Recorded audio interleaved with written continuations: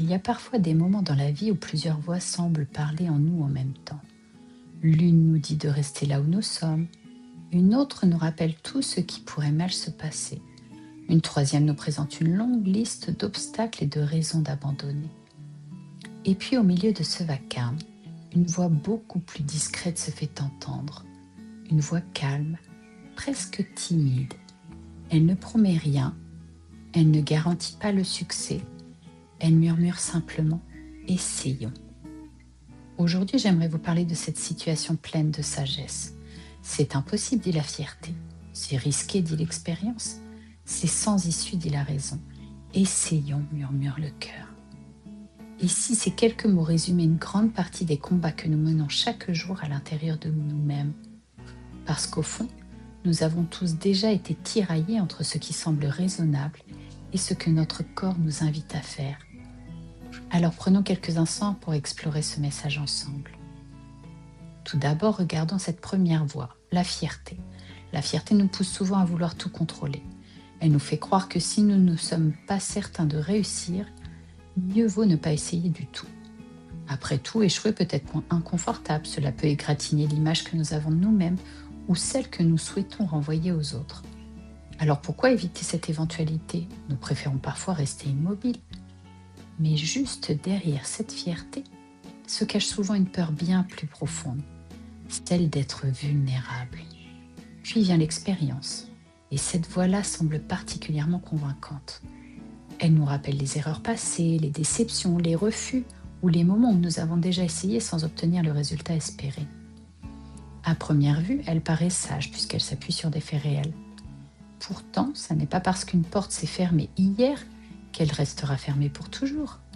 Chaque situation est différente. Chaque étape de notre vie nous transforme. Et ce qui était impossible il y a quelques années ne l'est peut-être plus aujourd'hui. Ensuite, nous entendons la raison.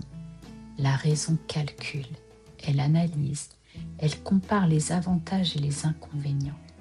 Elle cherche les risques cachés et les obstacles potentiels. Et soyons honnêtes, elle est souvent très utile. Cependant, certaines des plus belles décisions de notre existence ne peuvent pas être prises uniquement avec des calculs. L'amour ne se calcule pas, les rêves ne se calculent pas, les élans de vie ne se calculent pas toujours non plus. C'est précisément à cet endroit que le cœur entre en scène. Contrairement à ce que l'on pourrait croire, le cœur n'est pas naïf. Il ne ferme pas les yeux sur les difficultés. Il sait que le chemin peut être incertain. Mais malgré cela, il continue de nous souffler doucement. Et si vous essayez quand même? Et parfois, cette simple question est suffisante pour changer toute une trajectoire de vie. D'ailleurs, lorsque l'on regarde en arrière, beaucoup de nos plus belles expériences sont nées de cette petite voix intérieure. Peut-être avez-vous déjà eu envie de changer de travail. Pendant des mois, voire des années, vous avez pesé le pour et le contre. La fierté disait « tu risques d'échouer ». L'expérience répondait « souviens-toi de la dernière fois ». La raison ajoutait « ce n'est pas le moment ». Et pourtant, une petite partie de vous continue à murmurer « essaie ».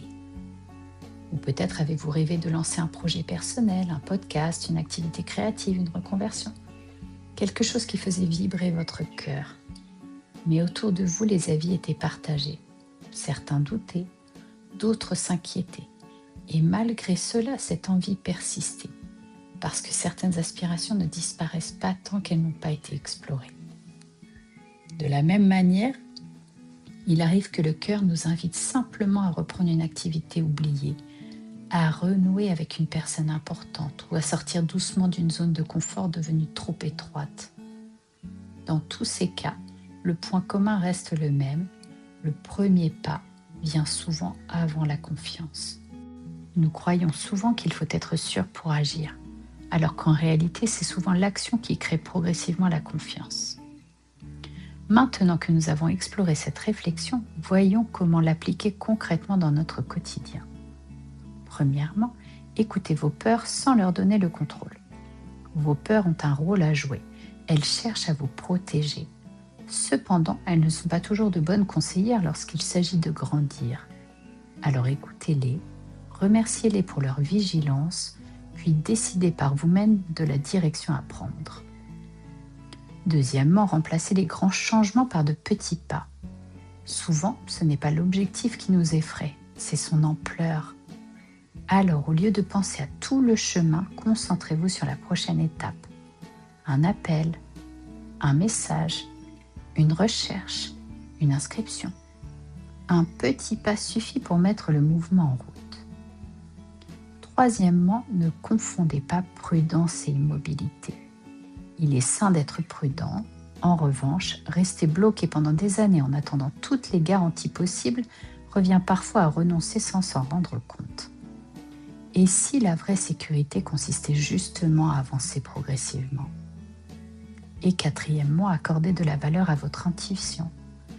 Nous vivons dans un monde qui valorise énormément la logique.